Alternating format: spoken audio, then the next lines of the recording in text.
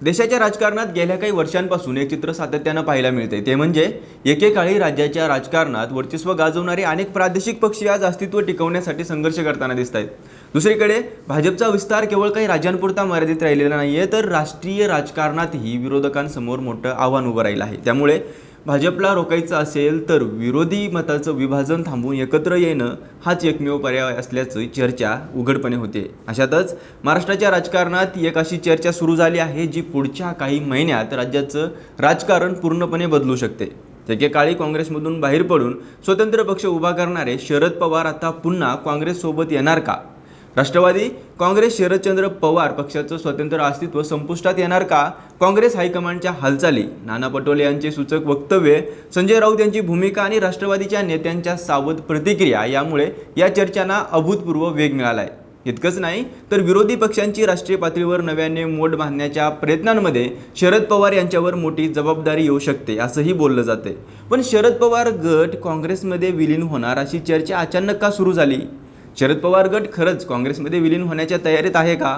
आणि या संपूर्ण चर्चेबाबत राष्ट्रवादी काँग्रेसच्या नेत्यांची भूमिका नेमकी काय आहे याचाच सविस्तर आढावा आपण या व्हिडिओच्या माध्यमातून घेणार आहोत. नमस्कार, मी अमोल जाधव आणि तुम्ही पाहताय लगाव बत्ती. गेल्या काही दिवसात काँग्रेसच्या गोटात काही महत्त्वाच्या घडामोडी घडल्या.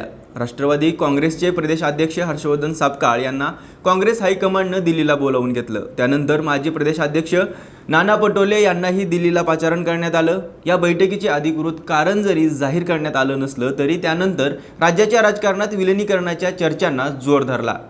या चर्चांना आणखी वेग मिळालं ते नाना पटोले यांच्या वक्तव्यामुळे. दिल्लीला रवाना होण्यापूर्वी प्रसारमाध्यमांशी बोलताना त्यांनी राष्ट्रवादी काँग्रेसच्या विलिनीकरणाबाबतचा प्रस्ताव पूर्वीच शरद पवार साहेबांना देण्यात आल्याचा दावा केला. देशातील संविधानिक संस्था धोक्यात आल्याचा आरोप करत त्यांनी सेक्युलर मताचं विभाजन थांबवण्यासाठी समविचारी पक्षांनी एकत्र येण्याची गरज असल्याचं सांगितलं.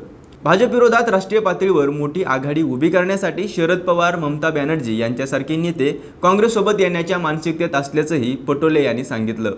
या चर्चेत आणखी एक महत्त्वाचा मुद्दा समोर आला, तो म्हणजे शिवसेना ठाकरे गटाचे खासदार संजय राऊत यांची भूमिका. राऊत यांनी स्पष्टपणे सांगितलं की काँग्रेसमधून बाहेर पडून वेगळे झालेले पण मूळ काँग्रेसची विचारधारा मांडणारे सर्व पक्ष पुन्हा काँग्रेसच्या छत्राखाली यायला हवेत. भाजपला रोखायचं असेल तर विरोधी मताचं विभाजन थांबवणं गरजेचं आहे आणि त्यासाठी शरद पवार यांनी पुढाकार घ्यायला हवा असं मत त्यांनी व्यक्त केलं. या विधानानंतर राजकीय चर्चांना आणखी उधाण आलं. मात्र या सगळ्या चर्चांमध्ये सर्वात महत्त्वाची गोष्ट म्हणजे राष्ट्रवादी काँग्रेसच्या नेत्यांनी घेतलेली सावध भूमिका. खासदार सुप्रिया सुळे यांनी काँग्रेसकडून असा कोणताही अधिकृत प्रस्ताव आलेला नसल्याचं सांगितलं. त्यांनी संजय राऊत यांच्या मताचा आदर असल्याचं म्हटलं, पण विलिनीकरणाबाबत थेट भूमिका मांडणं टाळलं.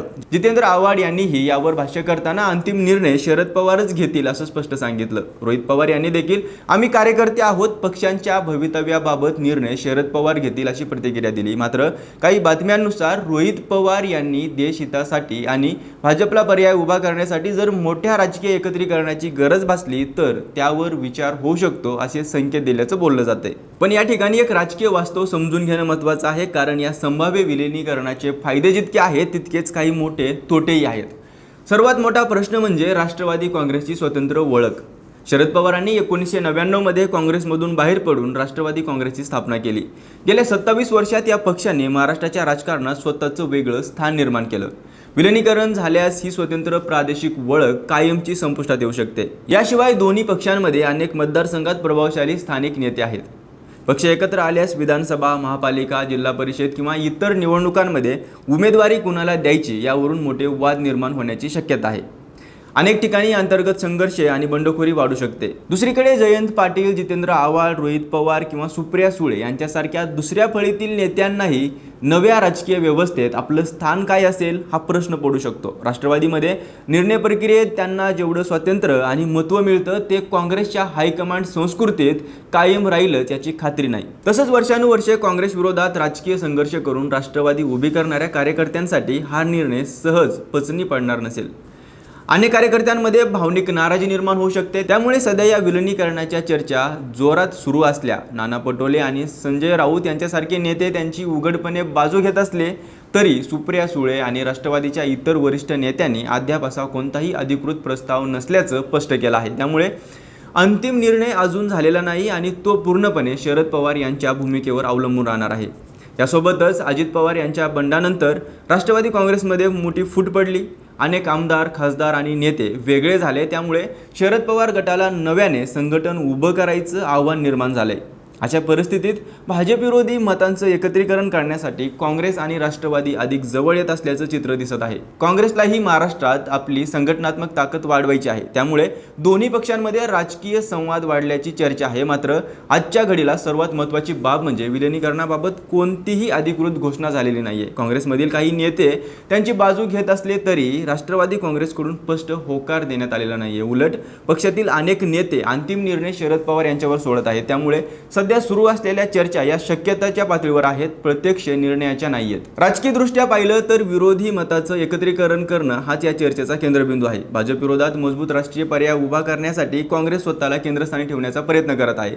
तर शरद पवार यांच्यासारखे अनुभवी नेते या प्रक्रियेत कोणती भूमिका घेतात याकडे सर्वांचं लक्ष लागलेलं आहे. आगामी स्थानिक स्वराज्य संस्था निवडणुका, महाराष्ट्रातील राजकीय समीकरणं आणि राष्ट्रीय पातळीवरील विरोधी पक्षांची रणनीती यावर या चर्चेचा परिणाम होऊ शकतो. यामुळे सध्या एक गोष्ट स्पष्ट आहे, राष्ट्रवादी काँग्रेसमध्ये विलीन होणार की नाही याबाबत अजूनही कोणताही अंतिम निर्णय झालेला नाहीये. मात्र नाना पटोले यांच्या वक्तव्यामुळे, काँग्रेस हायकमांडच्या हालचालीमुळे आणि राष्ट्रवादी नेत्यांच्या सावध प्रतिक्रियांमुळे या चर्चेला मोठं राजकीय महत्त्व प्राप्त झालं आहे. आता पाहणं इतकंच आहे की शरद पवार आपल्या पक्षाचं स्वतंत्र अस्तित्व कायम ठेवत महाविकास आघाडीतून भाजप विरोधात राजकारण पुढे नेतात की मोठं राजकीय निर्णय घेत पुन्हा एकदा काँग्रेसच्या छत्राखाली जाण्याचा मार्ग स्वीकारतात. कारण हा निर्णय केवळ राष्ट्रवादी काँग्रेसचाच नाहीये, तर महाराष्ट्राच्या राजकारणाचं भवितव्य ठरवणारा ठरू शकतो. तुम्हाला काय वाटतं, शरद पवार स्वतंत्र राहून महाविकास आघाडीत काम करावं की काँग्रेसमध्ये विलीन व्हावं? तुमचं मत आम्हाला कमेंट करून नक्की सांगा. आणि अशाच राजकीय घडामोडी विस्ताराने पाहण्यासाठी पाहत राहा लगावबत्ती.